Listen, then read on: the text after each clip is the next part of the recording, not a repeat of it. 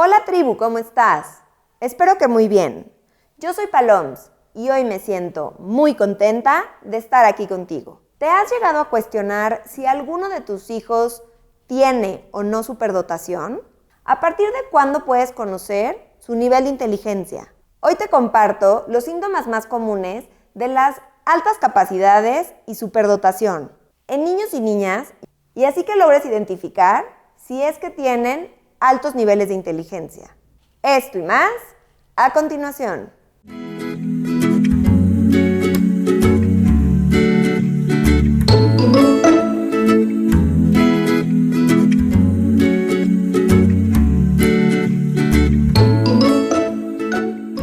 La inteligencia, la mayoría de las veces, se hereda, ya sea de parte de los abuelos o de parte de los padres. Importante decirte que entre más se estimule a un bebé en cuanto nace, su predisposición a ir entendiendo y comprendiendo al mundo que lo rodea es mucho mayor, lo que termina impactando el día de mañana en cómo potencializa sus habilidades. Un niño con altas capacidades o habilidades superdotadas tiene varios rasgos que van denotando su nivel de inteligencia. Si desde que nacen vamos haciendo una bitácora, en donde vamos apuntando o escribiendo lo que nos llama la atención de su desarrollo, podremos darnos cuenta el día de mañana si sí o si no tienen estas altas capacidades. Para evaluar formalmente la inteligencia, hay psicólogos y especialistas que dicen que se puede hacer desde que tienen 3 o 4 años. A mí en lo personal me gusta hacerlo a partir de los 6 años, ya que antes los niños empiezan a adaptarse al mundo que los rodea, tratando de entender cómo funciona el mundo y cómo deben de funcionar ellos para ser partes de ese todo. Tristemente, cuando estos niños están en contextos rígidos, ya sea en la casa o en la escuela, terminan copiando patrones y adaptándose a lo que el medio les pide. Si el medio no les exige y los lleva a pensar más y a sacar la mejor versión de ellos, tarde o temprano se limitan a lo que les pueda pedir ese mundo y créanme, les termina afectando en su parte sobre todo emocional, donde ellos no se sienten capaces, están desmotivados, se sienten incómodos, tristes, frustrados. Este tipo de niños y niñas, en escuelas tradicionales o en familias muy tradicionales, terminan pareciendo que son disruptivos o que van en contra de lo que les piden o que no están siendo parte de una familia y pudiendo seguir las reglas o instrucciones que les están pidiendo, cuando la realidad es que son niños que si los hubieran podido guiar mucho más evidente y claro, hubieran podido sacar una versión completamente diferente y sacando lo mejor de ellos mismos.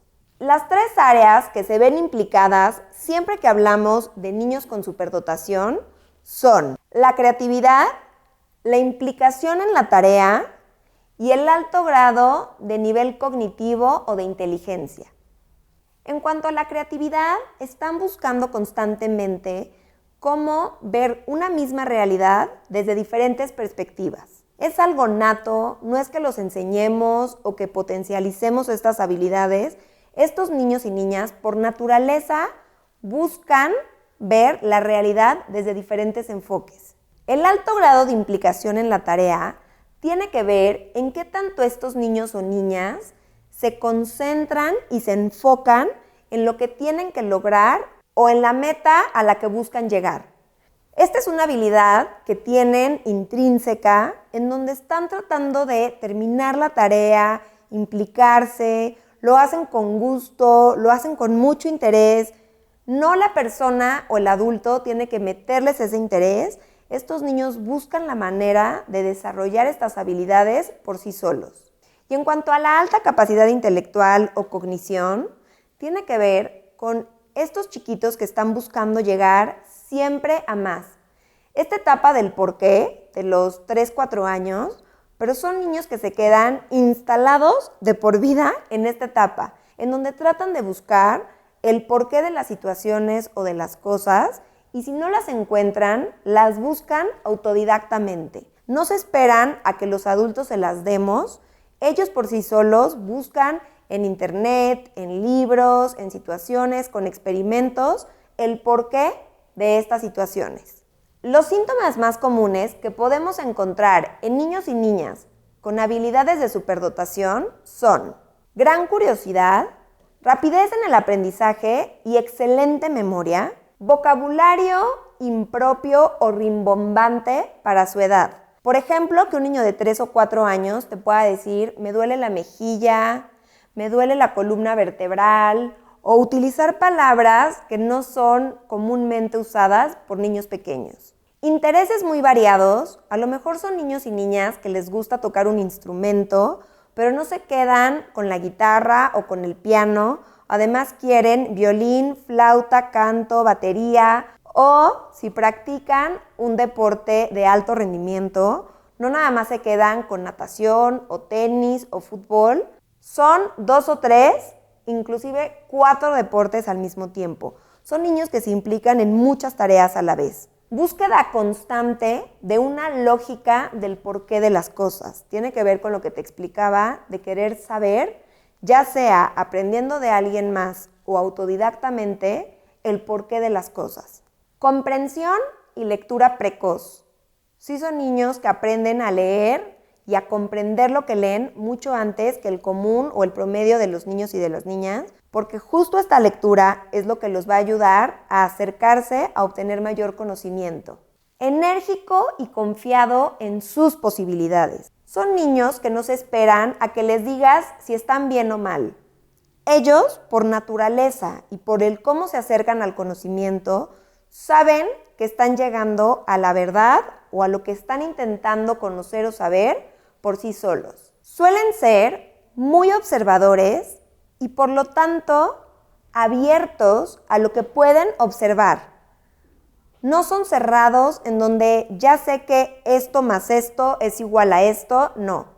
Yo sé que esto más esto es igual a esto, pero si cambio las variables me puede dar otro resultado. Llegan a ser muy críticos con ellos mismos y con las demás personas. Como ellos saben que pueden dar más, cuando otra persona con la que conviven o comparten experiencias no llega más, se frustran porque en su cabeza no existe el no puedo. Tienden a relacionarse con niños mayores de su edad. Muestran rechazo a la autoridad y gran independencia. Y es por esta parte de desafiar y de encontrar sus propios métodos, donde no se quedan con lo que les dicen, sino que buscan, ¿no?, cuáles serían otras opciones para llegar a resultados similares. Capacidad de liderazgo y mucha energía. Tienden a dormir menos horas que los niños de la misma edad. Esto tiene que ver con esta gran capacidad cognitiva en la que están pensando todo el tiempo. Normalmente los papás o las mamás refieren a estos chiquitos como son los últimos en dormirse en la casa y son los primeros en despertarse de la casa. Y tiene que ver, como te digo, con esta capacidad intelectual recurrente donde es difícil parar el cerebro y pedirle que deje de pensar. Muchas veces se aburren en las clases porque los programas de estudio no están hechos para elevar los niveles cognitivos o de las tareas que les están pidiendo. Y por todo esto, si hay en algún momento en el que llegan a sentirse raros, incomprendidos, diferentes, y muchas veces ni ellos ni ellas saben por qué se están sintiendo así. Y es que su autoestima académica suele ser alta, pero la emocional no tanto. Y más cuando se acompaña con esta parte tradicional o rígida de la escuela o de la casa de la que te comentaba hace un momento. Posee una alta sensibilidad al mundo que lo rodea y finalmente tienen una preocupación constante por temas de moralidad o de justicia. Entonces, como podemos ver, son muchos los síntomas que pueden presentar. Por lo tanto, es importante que sepas que no es que los presenten todos o la mayoría, pero sí es importante que tomemos en cuenta que estos son rasgos que cuando juntamos la mayoría de ellos nos marcan una tendencia de quién puede ser este niño o esta niña con la que estamos conviviendo, trabajando, inclusive viviendo en nuestra propia casa. Y bueno, tribu, esto es todo por hoy. Espero que estés muy bien. Te mando un fuerte abrazo. Bye.